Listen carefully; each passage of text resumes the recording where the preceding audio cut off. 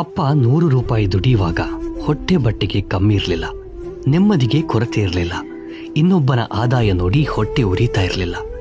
ಅಪ್ಪನ ದುಡಿಮೆಯ 10 ಪಟ್ಟು ದುಡಿದರೂ ಈಗ ಸಾಲದಿಂದ ಮುಕ್ತಿಯಿಲ್ಲ. ಕೋಟಿ ದುಡಿದವನಿಗೂ ಬಂಗಲೆ ಕಟ್ಟಿದವನಿಗೂ ನೆಮ್ಮದಿಯ ನಿದ್ದೆ ಇಲ್ಲ. ಕಿಲೋಮೀಟರ್ ದೂರ ನಡೆದುಕೊಂಡು ಹೋಗ್ತಾ ಇದ್ದ ಕಾಲದಲ್ಲಿ ಸಮಯಕ್ಕೇನೂ ಬರವಿರಲಿಲ್ಲ. ಸಂಬಂಧಿಕರು ಸ್ನೇಹಿತರನ್ನ ಮಾತನಾಡಿಸಲು ಸಮಯದ ಕೊರತೆ ಇರಲಿಲ್ಲ.